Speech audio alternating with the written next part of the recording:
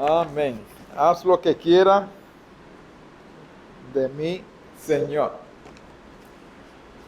Estamos hablando de las misiones, hermanos.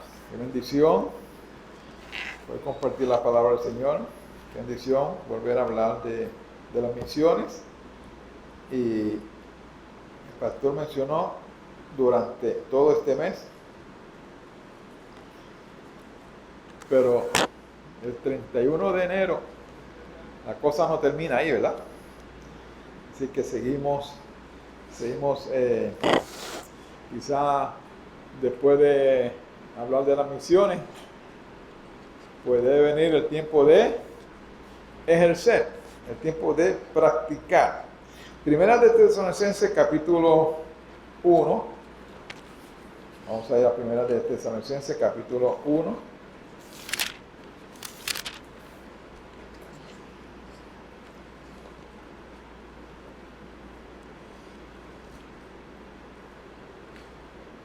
Primera de Tesalonicenses, capítulo 1, los versos 2 y 3.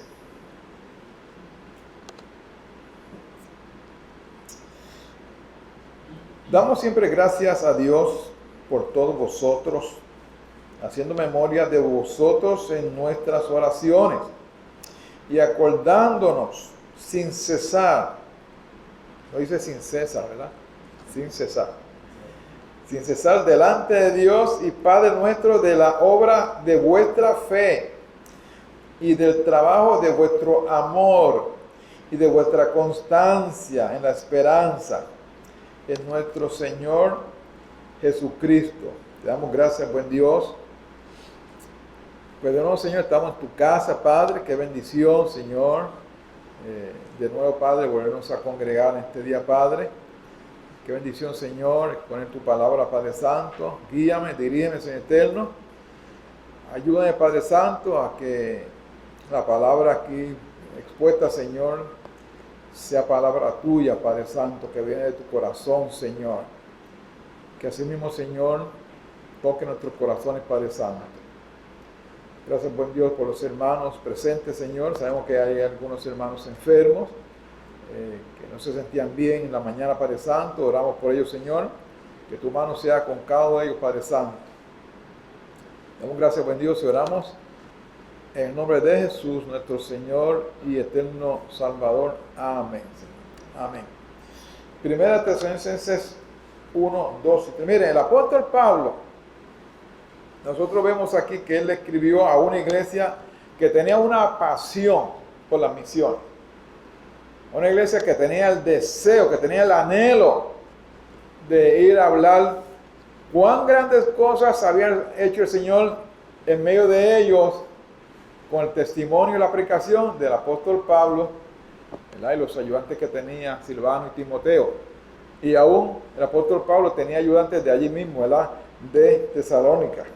Y saben, hermanos, que así mismo debiera ser en nuestra iglesia, que tengamos ese deseo, que tengamos ese ardor por hablar del Señor, que tengamos ese anhelo, que tengamos esa pasión de compartir el mensaje, ¿verdad? De dar a los misioneros, de ir, como nos dice bien la palabra del Señor. Y así vemos a Filipos, a Berea, a Tesalónica, iglesias que apoyaban la obra misionera del apóstol Pablo. La obra misionera requiere tener fe, requiere tener amor, requiere tener persistencia. Porque mire que aquí el verso 3 dice: acordarnos sin cesar de Dios y Padre nuestro de la obra de vuestra fe, del trabajo de vuestro amor y de vuestra constancia en la esperanza en nuestro Señor Jesucristo. Y eso era sinónimo de una iglesia, y es sinónimo de una iglesia misionera.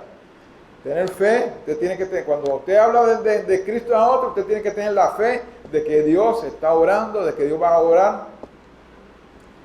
Usted tiene que tener amor por las almas. Y usted tiene que tener la persistencia, la constancia, el empeño de ir a presentar la palabra de Dios. Y la iglesia en Tesalónica no necesitaba que los pastores le dijeran, ¿verdad? Que Pablo le dijera: tienen que ir a a tocar puertas, tienen que ir a predicar. No necesitaban que Pablo le dijera, el sábado es día de visitación, porque salía de un corazón dado, ¿verdad?, a las misiones. Salía de un corazón dado a predicar la palabra del Señor. Hermano, las misiones, como hemos dicho otras veces, están en el corazón de Dios. Dice la palabra, el cual no quiere que ninguno perezca, sino que todos procedan al arrepentimiento, ¿verdad? Como dice 2 Pedro 3:9. Y la iglesia de Tesalónica salía a la calle a testificar del Señor Jesucristo. ¿Se convirtieron en qué? En misioneros. Y ese es el llamado de Dios a la iglesia, hermano. Ese es el llamado de Dios a su iglesia. La iglesia de Tesalónica proclamaba el mensaje de salvación porque esta era una iglesia misionera. El Salmo 96, los versos 2 y 3. Decía el salmista, cantad a Jehová, bendecid su nombre, anunciad de día en día su salvación. Verso 3 dice, proclamad entre las naciones su gloria, en todos los pueblos sus maravillas. Y ese es el llamado de Dios a la iglesia, hermano. Ese es el llamado de Dios a usted y a mí, a anunciar, a proclamar el mensaje del Señor. Y cuando hablamos de misiones, usted puede pensar, wow, pues vamos a Hechos capítulo 1 y vamos a Mateo 28 y vamos a Lucas 24 y vamos a Marcos 16, pero miren ahí en el Salmo ya vemos ahí lo que dice el salmista, ¿verdad? Cantad, bendecid, anunciad el día de su salvación y proclamar entre las naciones su gloria, en todos los pueblos sus maravillas. Y esa es la labor de la iglesia. Hermanos, y esa debe ser nuestra labor como Iglesia Bautista Nueva Vida. ¿Por qué? Porque nosotros somos misioneros. Amén. Porque todos somos misioneros. Y ese es el título que yo le puse a este mensaje. Todos somos misioneros. A través de los evangélicos nosotros vemos bien claramente a Cristo enseñando, discipulando. Vemos al Señor predicando cada día, donde quiera que iba, sin perder tiempo. Y lo hacía en las calles, lo hacía en las casas, lo hacía en los montes, lo hacía en las aldeas, lo hacía en las ciudades, lo hacía en las sinagogas. Porque el Señor sabía que había urgencia. Y si en ese entonces, 2000 años atrás, Dios veía que había urgencia, imagínense el día de hoy, que estamos más cerquititas de la venida gloriosa de nuestro Señor y Salvador Jesucristo. Imagínense usted si no va a haber urgencia el día de hoy de predicar el mensaje de salvación. Pero es triste ver iglesias hoy día en las cuales se hace de todo, mucha actividad y mucha música y el montón de actividades, pero brilla por su ausencia el trabajo misionero. Hay pastores, aquí tenemos 2 pastores, gloria a Dios. Hay pastores, hermanos, que no tienen la pasión de tocar puertas. Hay pastores que no tienen la pasión de ir. Hay iglesias que no tienen la pasión de ir. Hay iglesias que no tienen el anhelo, no tienen el deseo. Y nosotros vemos aquí al Señor educando sus discípulos, educando sus apóstoles. Y vemos aquí en diferentes versos de la palabra que los encargos siempre eran los mismos. Ir y predicar. Siempre, hermano. Ir y predicar el evangelio. ¿A quiénes? A toda criatura.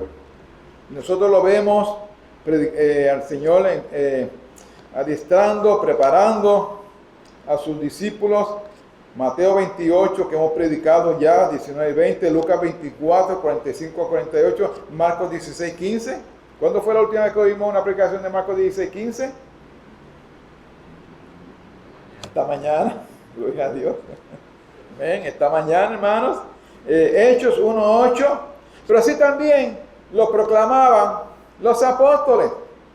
Lo proclamó Pablo en Efesios 2, 17 al 18 y 2 Timoteo 1, 7 al 11. Lo proclamó Pedro en 1 Pedro 2, 7 al 10. Lo proclamó Juan en Juan 3, 16, 17. Juan 10, 9, 10, entre otros versos, ¿verdad? Así que en la preparación de los discípulos, el Señor no les indicaba, ¿verdad? Solamente les hablaba de la situación por la cual ellos habrían de pasar. Persecuciones, tribulaciones, rechazo. Lo que en el siglo XXI llaman el bullying. Pero sabemos que era burla, ¿verdad? Hacia ellos.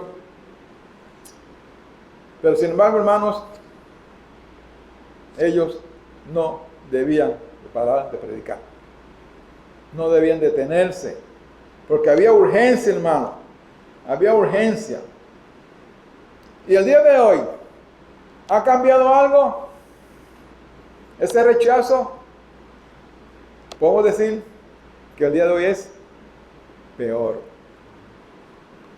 Podemos decir que el día de hoy es más fuerte. Podemos decir que al día de hoy hay mucho más rechazo a la palabra de Dios. Y sabemos del montón de corrientes que están envolviendo al mundo, que están alejando cada día más al mundo del Señor, hermanos. Sabemos que hoy día la situación es mucho más fuerte, porque estamos mucho más cerca de la segunda venida de nuestro Señor y Salvador Jesucristo. Y sabemos que el mundo sin Cristo va camino al precipicio.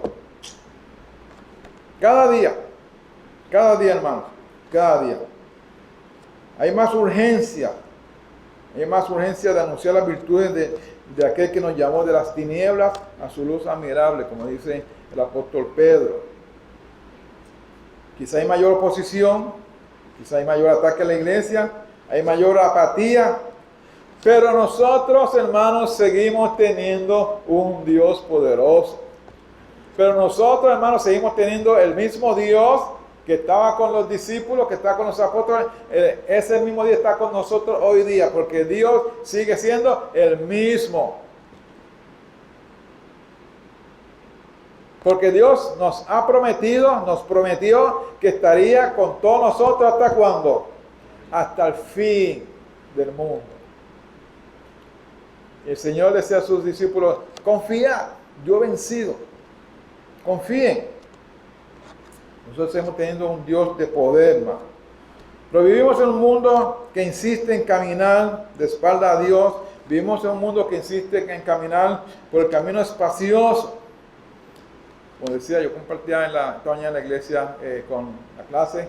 El mundo insiste en caminar por el camino ancho. Camino bien ancho. Camino espacioso. Y por ahí tenemos, hermanos, familiares, vecinos, amigos, compañeros de trabajo, compañeros de estudio. Y nosotros, la iglesia, somos los llamados a buscar esas almas perdidas. Porque, número uno, del Señor recibimos encargo. Y número dos, porque todos somos misioneros. Esta mañana el pastor preguntó si había alguien que podía ir a Japón. Pero ya señalamos, 2 dijeron amén. Digo, uno está gustado. Tienes que aprender a decir arigato, ohayo gozaimasu, kapai. Golpe en la cabeza. Golpe en la cabeza. Ok. Gloria a Dios, ¿verdad? Pero no podemos ir a Japón. No podemos ir a Uganda. Muchas veces yo creo que ni podemos ir a República Dominicana. Pero nuestra Jerusalén sí. ¿Y qué fue lo que dijo el Señor? Lo primero que dijo el Señor que hiciéramos. Vayan a nuestra Jerusalén. ¿Y por qué nuestra Jerusalén? Porque en Jerusalén estaba la iglesia, de allí estaban partiendo. ¿Y por qué está nuestra Jerusalén? Porque aquí está nuestra iglesia, hermano. Así de fácil. Así de fácil, hermano. Nosotros tenemos que llevar el mensaje de esperanza, de vida eterna, del amor de Dios. Pero también tenemos que llevar con mucho amor el mensaje de juicio.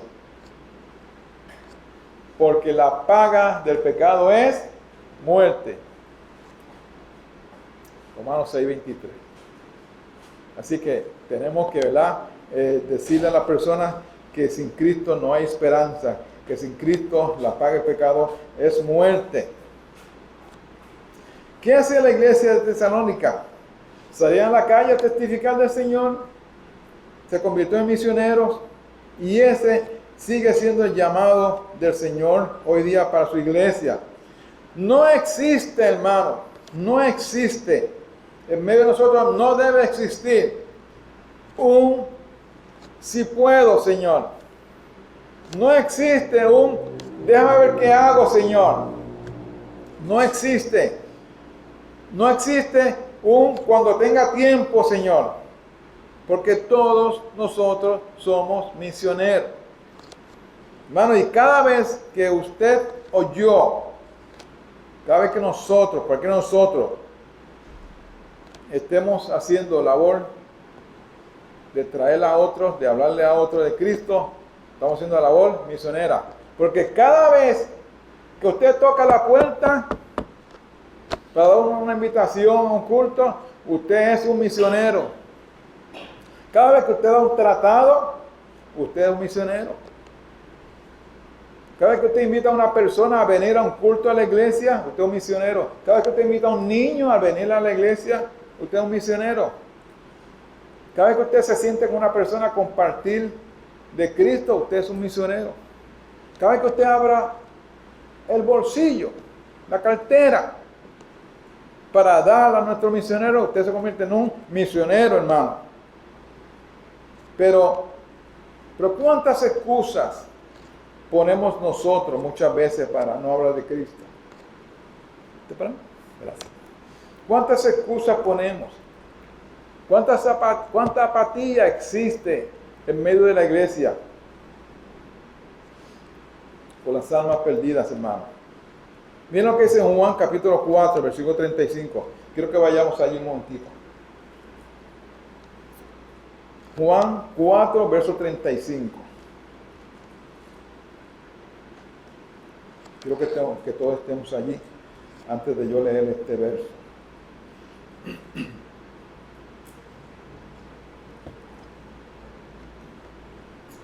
Juan 4:35 dice, Señor hablando con sus discípulos, ¿no decís vosotros, aún faltan 4 meses para que llegue la siega? Y aquí os digo, alzad vuestros ojos y mirad los campos, porque ya están blancos para la siega.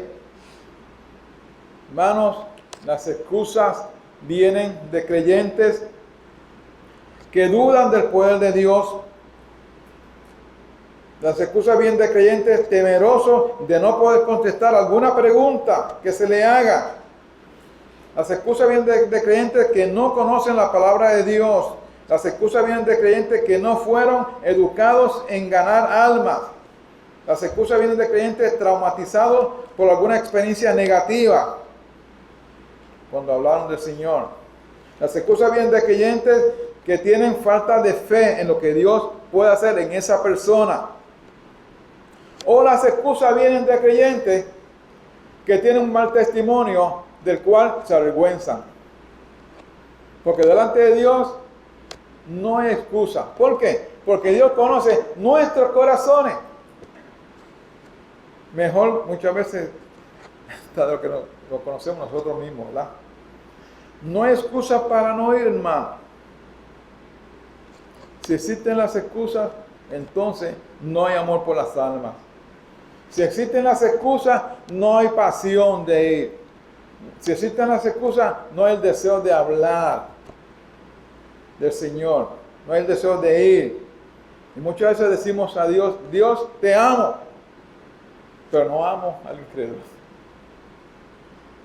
Dios, úsame, pero no toco una puerta, no comparto la palabra del Señor. Hermanos, las personas tienen un valor incalculable para Dios. Así también debería ser para nosotros, hermanos. Volvemos al verso 44, 35, capítulo 4. ¿No decís vosotros, aún faltan 4 meses para que llegue la siega? ¿Ustedes saben cuál era la prioridad de los discípulos en ese momento? Se estaban preocupando por la salud física del Señor. Se estaban preocupando porque el Señor comiera. Porque mientras el Señor estaba ahí hablando con esa mujer samaritana, ese es un capítulo precioso, wow. Yo creo que un montón de predicaciones se pueden sacar de ahí, ¿verdad? Y yo el año pasado prediqué dos mensajes de este capítulo, pero no había visto este verso como lo veo ahora, ¿verdad? ¿No decís vosotros, aún faltan 4 meses para que llegue la siega? Hermano, la prioridad de los discípulos era que Jesús se alimentara. Porque mientras él estaba hablando allí en aquel pozo con esa mujer samaritana, ¿qué hicieron ellos? Señor, mientras tú hablas ahí con ella, vamos a McDonald's a comprarte un hamburguesa, una Pepsi Cola bien grande, ¿verdad? Ninguno preguntó, ni en un solo momento, ¿qué hablaba con ella? ¿Qué estaría preguntándole ella? ¿Qué estaría preguntándole él?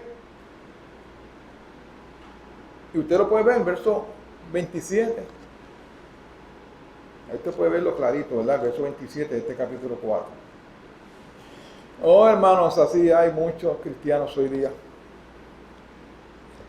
Que nos enfocamos en todo menos en la condición espiritual de esa persona. Rabí, come. Por favor, come. Porque dice la palabra, le rogaban diciendo, Rabí, come. Pero ninguno le preguntó que hablaba con la mujer.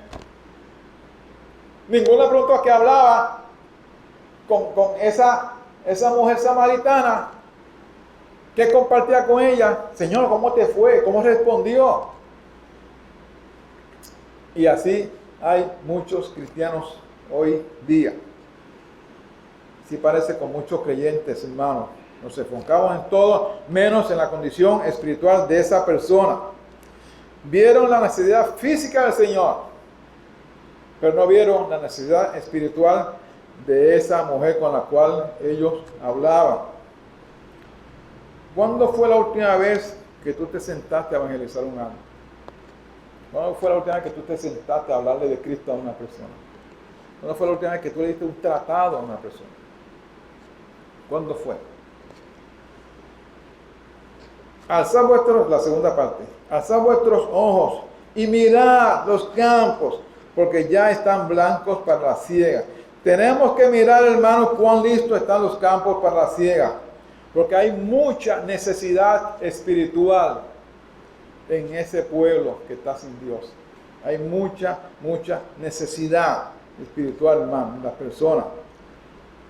Cuando usted va caminando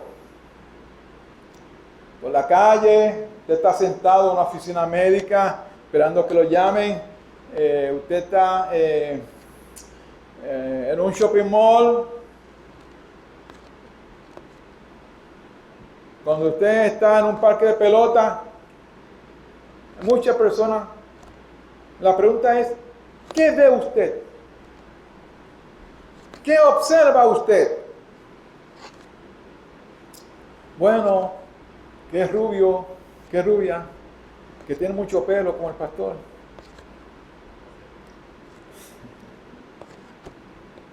Que tiene barba, qué barba fea. que el pantalón le queda más pegado. Mira que tiene ese traje que está roto. Mira que ese... Oh, mira ese sombrero de Dior. ¿Te acuerdas? De Dior. Oh, wow. Qué bien peinadita se ve. Qué lindo el espejuelo. Qué juego de pantalla. ¿Y de qué? ¿Y de collar? Qué sonrisa más linda. Pero, ¿qué está viendo Dios? ¿Qué ve Dios? Amén. Dios ve lo que usted ni yo estamos viendo, hermano. Dios está viendo el corazón, hermano. Miren, mis primeras experiencias de trabajo fueron en Arecibo. En el 75, luego en el 89. Y pues trabajando en Arecibo, la compañía compraba sus vehículos en Cabrera Hermanos. Un dealer enorme. Allí está en Atillo, al lado de Plaza del Norte. Y nosotros nos compraban carros de Cabrera Hermanos. Y un día vamos allí y vemos a una persona todo desaliñado, ropa sucia, con botas de trabajo, que fue allí a Cabrera Hermano a comprar un vehículo. Estoy hablando de la década del 90. Un vehículo creo que era en $70,000. Que hoy día, multiplíquelo por 2. Y allí habían 2 empleados. Mira. Vete atiende. No, yo no. Vete tú. No, vete tú. No, yo no. Yo para allá no voy a mirar. Y cuando el comprador potencial se acerca a Joaquín, uno de los socios de Cabrera Hermano. Fulano, ¿qué haces por aquí? Tanto tiempo no te veía. Mira, Joaquín, vine a comprar tal carro. Pero te voy a decir una cosa. No envíes a aquellos 2. Se están burlando de mí. No me atendieron. Así que el carro que voy a comprar es tal. Así que tú lléname los papeles que yo me voy. ¿Qué estaban viendo? El físico de la persona. Cuán sucio estaba su ropa. Sus zapatos llenos de fango. Y era uno de los ganaderos de allí de Atillo. Y nosotros que vivimos allí sabemos. Muy bien sabemos. ¿Ok? Y así es como el mundo ve a la persona sin Cristo, hermano. Pero no puede ser. Nosotros tenemos que ver a la persona como Dios los ve. Amén. Nosotros tenemos que ver a la persona con la necesidad espiritual que ellos tienen, hermano. Tenemos que ver las almas caminando como las ve Dios. Mateo 9:36. Mateo 9:36.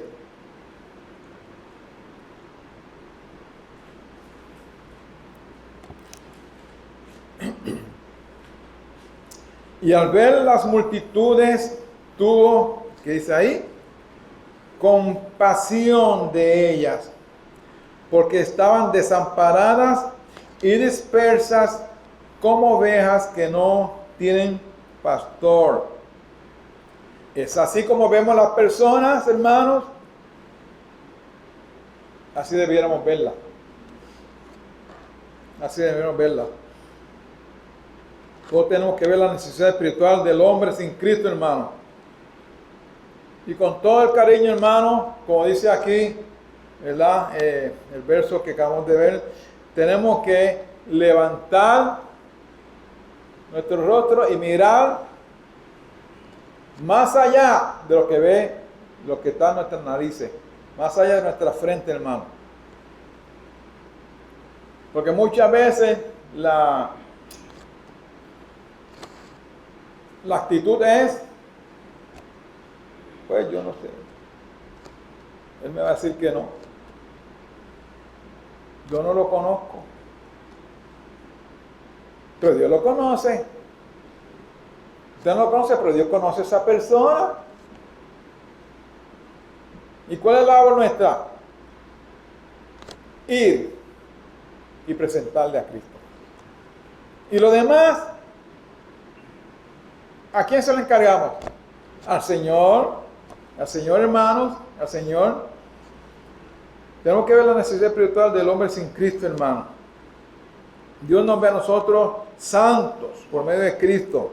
Nos ve sentados en lugares celestiales, como dice Efesios capítulo 1, en la gloria del Señor. Pero ve al no cristiano condenado en el infierno. ¿Cómo ve Dios al hombre caminando en sus propios caminos? Mira lo que dice Juan 3:18. Juan 3:18 dice, el que en él cree no es condenado, pero el que no cree ya ha sido condenado, porque no ha creído en el nombre del unigénito Hijo de Dios.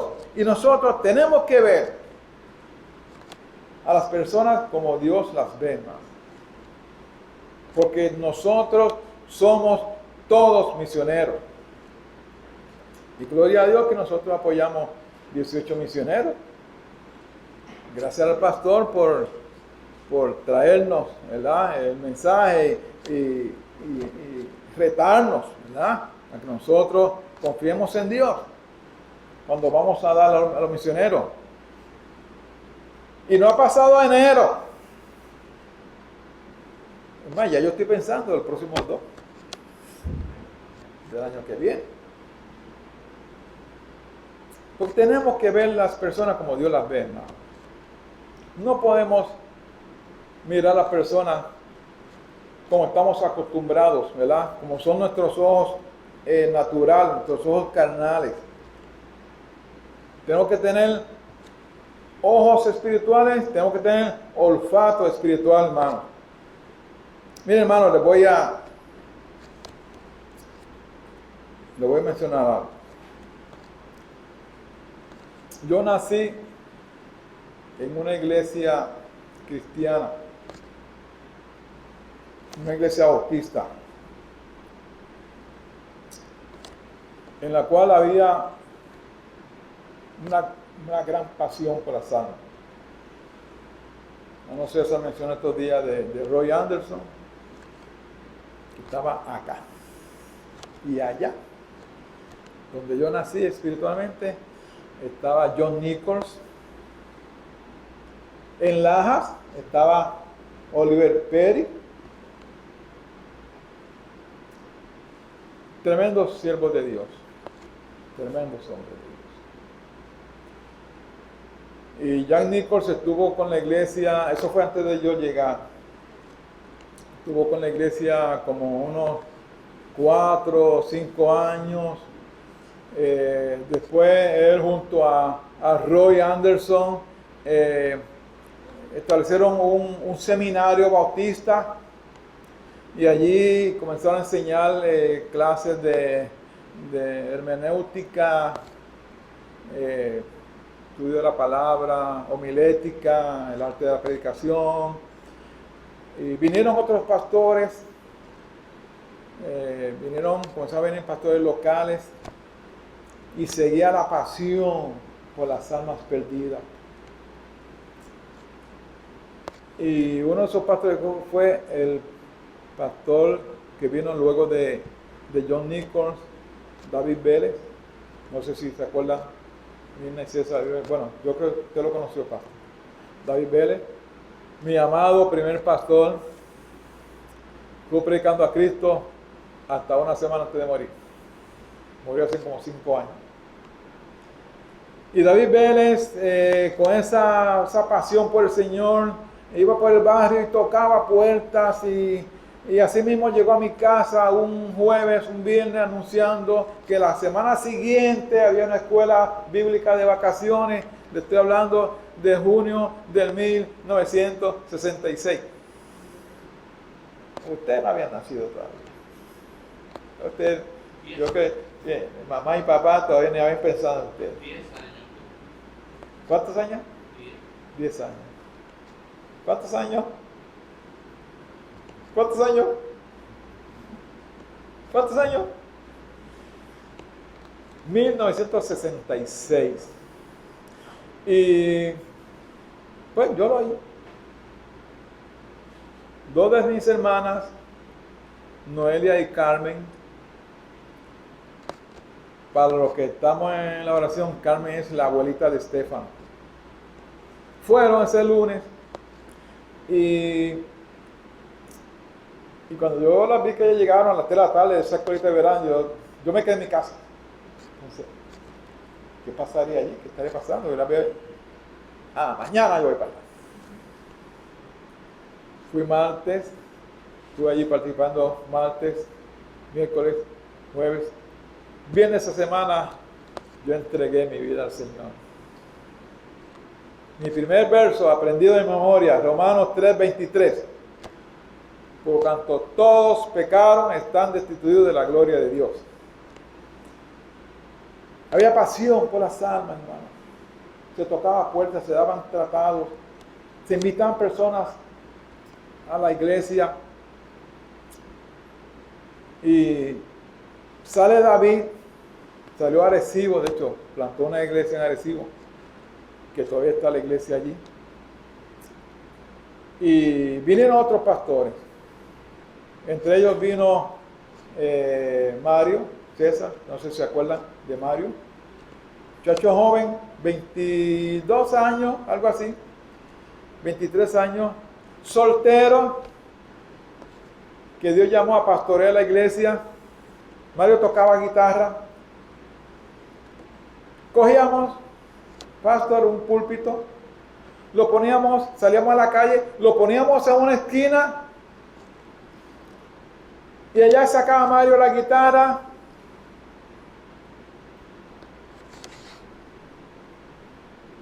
En el hogar, en el hogar, en el hogar, tú necesitas a Jesús. En el hogar, en el hogar, en el hogar, tú necesitas a Jesús. Mira qué feliz se vive, mira qué feliz se vive con Jesús en el hogar. Y luego cogía la otra. Mira las almas como caminan, buscando el gozo, buscando la paz, pero no buscan a Jesucristo, el que la tiene y el que la da. Pero no buscan a Jesucristo. Canto lindo, ¿verdad? Yo sí. El que la tiene y el que la da. Y luego Mario ponía la guitarra al lado, abría la Biblia a predicar desde esa esquina 15, 20, 25 minutos, y allí se acercaban 4 o 5 personas alrededor del púlpito, y mientras él predicaba, nosotros dábamos el tratado y preguntábamos el nombre y de dónde eres, y nuestra iglesia está aquí en la esquina y te invitamos. 4, 5, 6 personas alrededor del púlpito, pero más nos veían desde las ventanas de las casas, porque teníamos un alcance como de 90, 100, 150 pies, donde habían como 10, 12 casas, y nos veían la mayoría por las ventanas de los cuartos, desde los balcones nos veían. Y nosotros pues sabíamos que estaban viéndonos, y Mario se llevaba un pequeño altoparlante con su micrófono. Había pasión por las almas, hermano. Había pasión por el perdido. Había el deseo de ir a buscar. Había el deseo de hablar. Y la iglesia crecía. Y la iglesia crecía. Y de una iglesia pequeña habíamos como 20 o 25 jóvenes. Y los jóvenes prácticamente hacíamos casi todo en la iglesia. Y de ahí salieron matrimonios, como 6 matrimonios, entre ellos mismos. Y todos, al día de hoy, permanecen, inclusive nosotros. Gloria a Dios. Pero hubo como 5 o 6 jóvenes que prefirieron casarse, escucha bien, joven, con no creyentes, y todos fracasaron. Todos fracasaron. Mario estuvo como 15 años en la iglesia, pastoreándola. Luego salió y comenzó a decaer la efervescencia por hablar de Cristo. Comenzó a decaer el entusiasmo. Nosotros nos casamos en el 75, nos fuimos a vivir a Arecibo, a trabajar en Arecibo. Y yo creo que cuando regresamos de Arecibo, regresamos a la iglesia, todavía Mario estaba allí. Cuando salió Mario, vinieron otros pastores y la iglesia perdió su norte, hermanos. La iglesia no fue la misma como en sus comienzos. No fue la misma iglesia que los misioneros se establecieron aquí. Tristemente, hace como 3 años me llamaron a mí para que yo fuera, no a predicarles, a tasar el edificio porque se estaba poniendo en venta.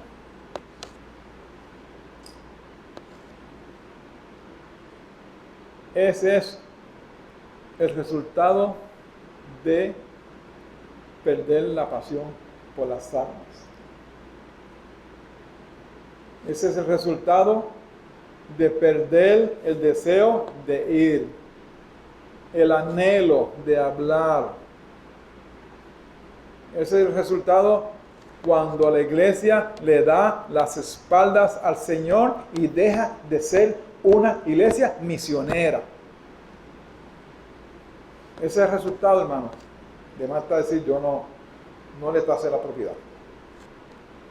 Y nosotros, hermanos, tenemos que ver al incrédulo como Dios lo ve. Almas que van caminando completamente erráticas, perdidas como ovejas sin pastor.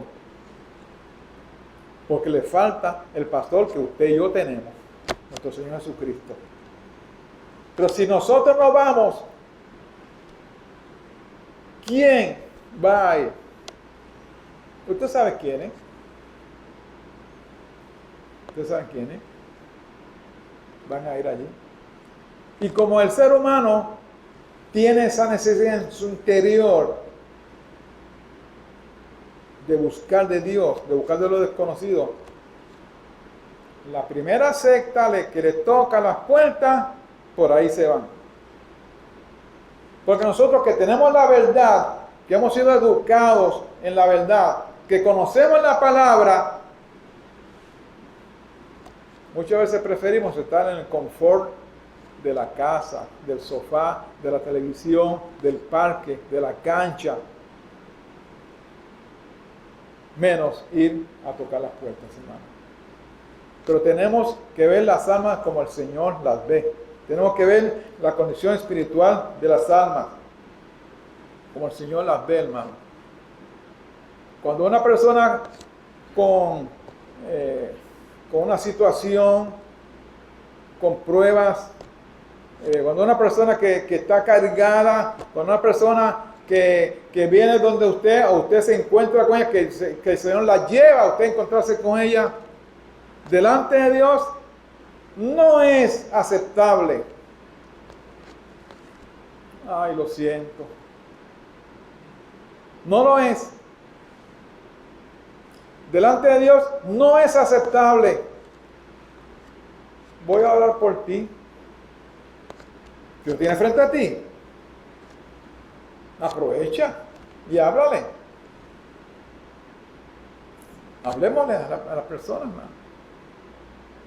Porque Dios no acepta esa moletilla de cuánto lo siento. Mira, voy a orar por ti en casa. No, ore ahora.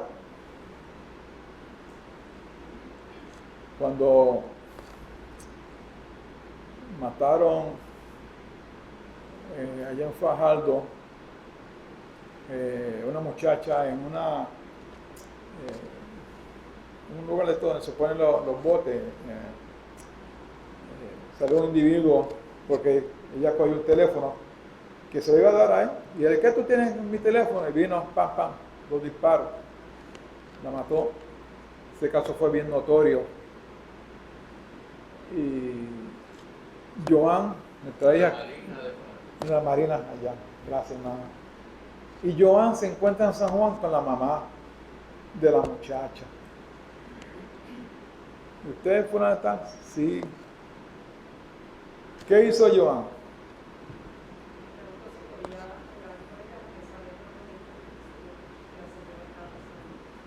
Joan fue, en ese momento, Joan le dijo, voy a orar por usted. Joan le dio un buen fuerte abrazo a la señora y le testificó de Cristo.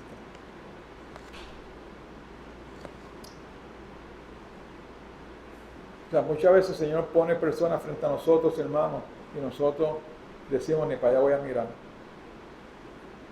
Pero eso no es lo que Dios está buscando en nosotros, hermanos. Porque nosotros somos misioneros.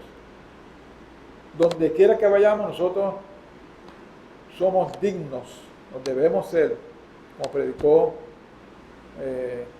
Luis Montalvo hace un domingo atrás, el domingo pasado. Nosotros somos embajadores del Señor donde quiera que estamos, hermanos. Y con esto termino, hermanos. Recuerden, hermanos, que las misiones están en el corazón de Dios. Y todos nosotros somos misioneros, hermanos. Entonces, ¿qué nosotros vamos a hacer?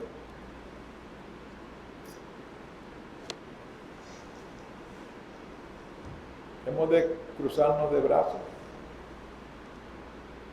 Hemos de decir, para allá no voy a migrar.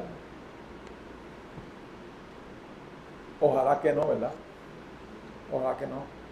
Como dijo Pablo en 1 Corintios 9:16. Ay de mí si yo no predicara el Evangelio. Ay de mí si yo no predicara la palabra de Dios. ¿Podemos nosotros pensar lo mismo? Ojalá que sí. Ojalá que sí. Tenlo, Padre Celestial.